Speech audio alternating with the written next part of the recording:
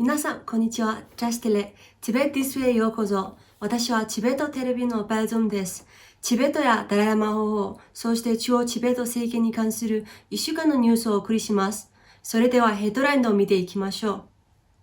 ダライラマ法王、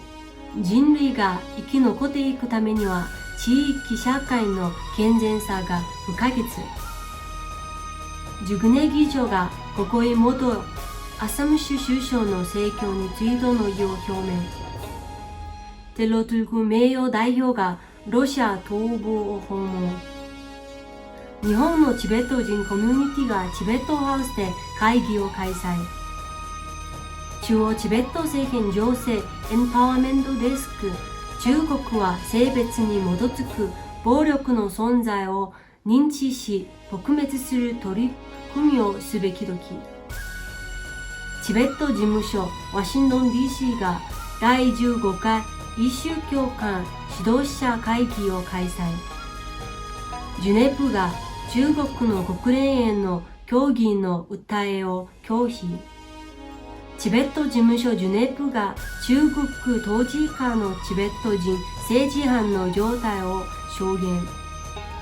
国連委員会が中国のチベット語廃絶を懸念。カナダのショーン・ステイリー氏、過去10年間で中国によるチベット人弾圧が増加と報告。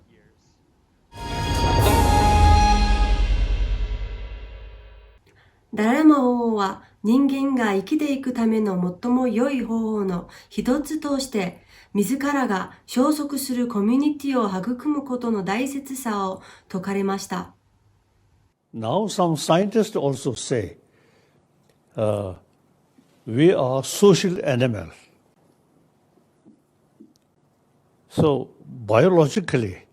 all social animals have the sense of community. So that means, you see, concern of your own community. Because your survival entirely depend on the community. Without a community, one single individual human being cannot survive. Not only a human being, but also you see animals or birds.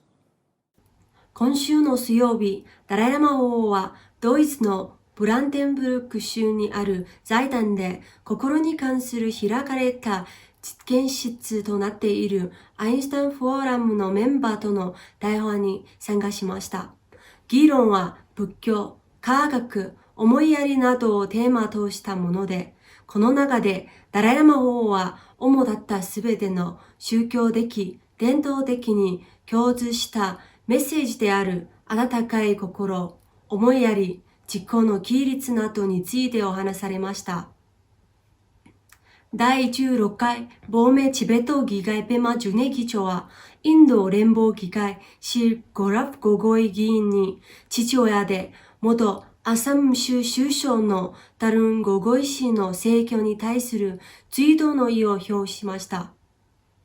ペマジュネ議長は、ゴゴイ元首相はチベット人の亡命初期の時代にチベット人をインドに歓迎して支援の手を差し伸べてくださったチベットの現実な支援者であり、その訃報を聞いて深い悲しみに満ちていると表明しました。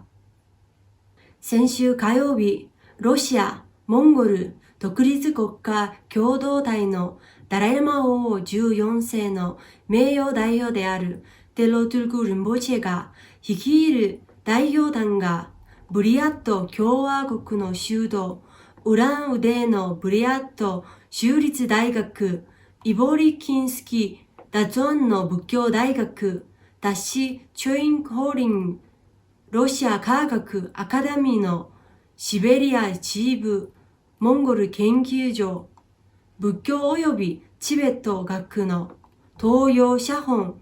キシログラフセンターを訪問しました。テロトゥルク・ルンボチェはまた、タシチューコリン、イロニスクギ、タツワンの仏教大学の学長、ゲシェ・デンブレルと面会し、仏教教育の問題について話し合いました。テロトゥルク・ルンポチェは初めてザバイカル地域のアギンスキー・ブリアット地区を訪れ、ザバイカル地域の2つの歴史的な修道院、アギンスキーとズゴルスキーおよびアギンスキー仏教アカデミーを訪れました。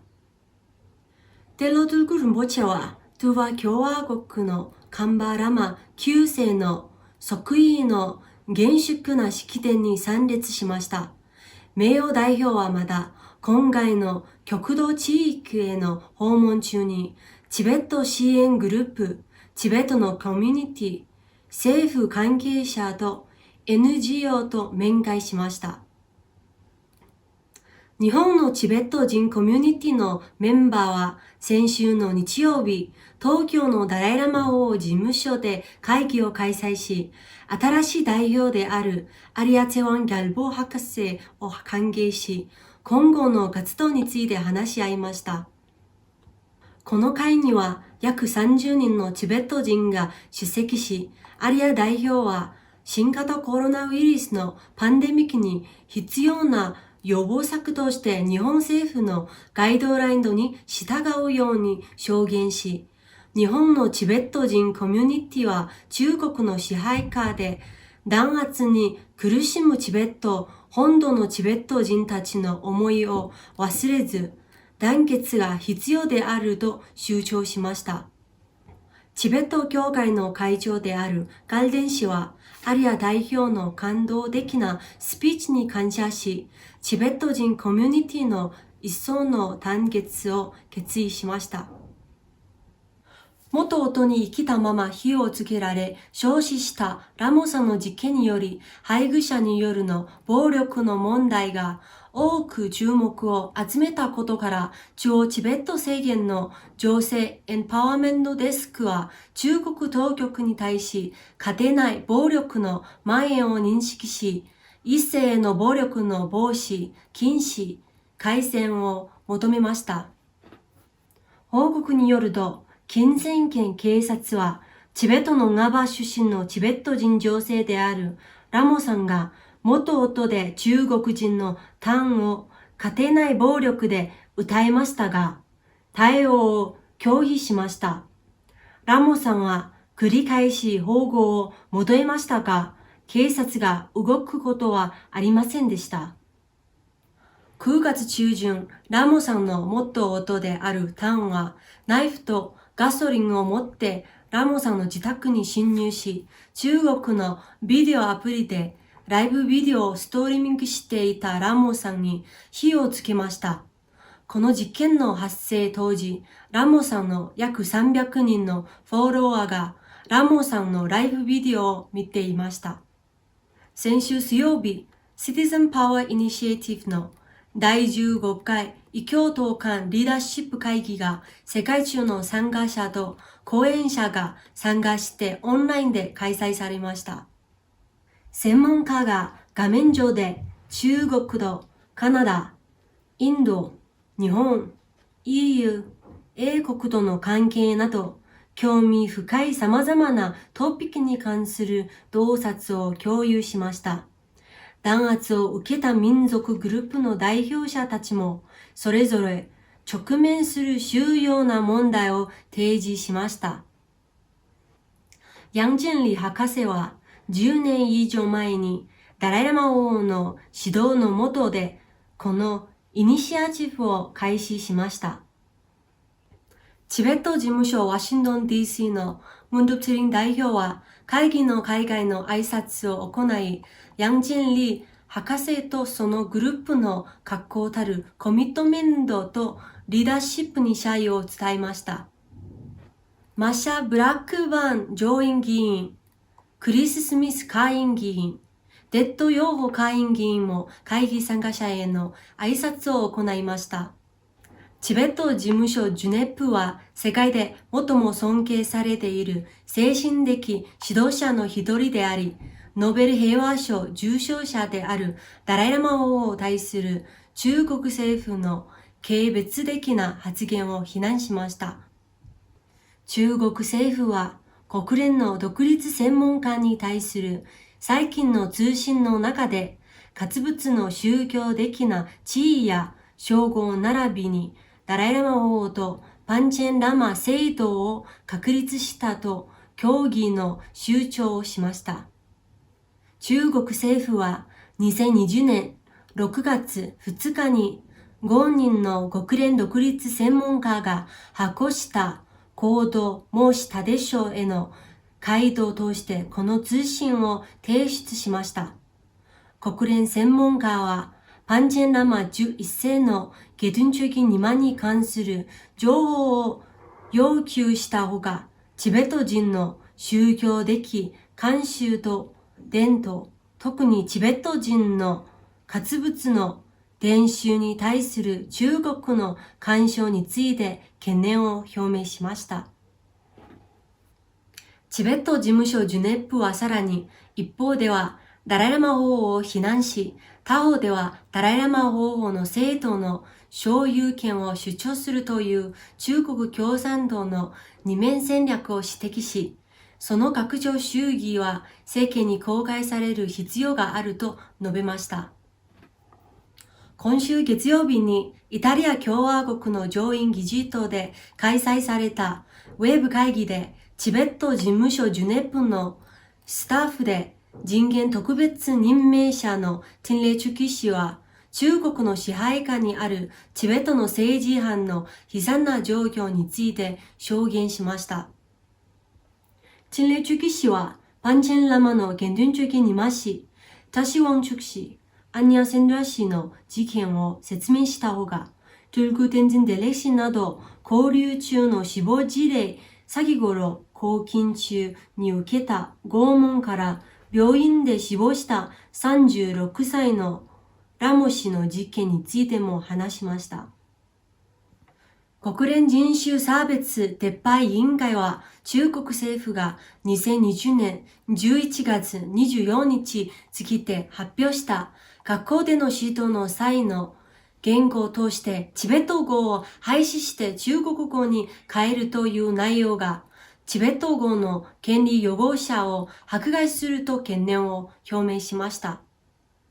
チベット事務所ジュネップはチベット語の段階的な体系的破壊とチベット語の権利擁護者の迫害及びチベット人の旅行とパスポートの申請に対する継続的な制限について懸念を表明する中国への人種差別撤廃に関する国連委員会の発表を歓迎しています。カナダ国際関係省の中華圏政策調整担当事務局長ショーン・ステイリー氏は、中国政府は過去10年間にチベット人に対する取り締まりを強化したと話しました。ショーン・ステイリー氏はチベットへのアクセスの難しさを説明し、チベットへのアクセスは引き続き中国政府によって厳しく管理されており、稀に公式訪問が強化されたケースでは行動に脚本化されていると話しました。Government. And on rare occasions when official visits are allowed, they are highly scripted. In recent years, Tibet's central government has made it more difficult for diplomats, journalists, and foreigners overall to visit. A travel permit and an invitation is necessary. この証言はチベットの状況に関するカナダの立場、中道のアプローチ及び中央チベット政権を含む幅広いトピックを網羅し、国会議員のジョン・ウィラムソン氏、ピター・フラギス・ガトス氏、ガネット・ジェヌイス氏、アリフ・ビラニ氏など委員会のメンバーの質問に対し、ステル氏は強制領土やチベット、遊牧民の再定住などの問題について語りました。このオンラインでの証言は、カナダと中国の関係に関する議会委員会による中国関連問題の進行中の研究の一部として11月17日に行われました。今週のニュースはここまでです。次回またお会いましょう。良い週末をお過ごしください。どうもありがとうございました。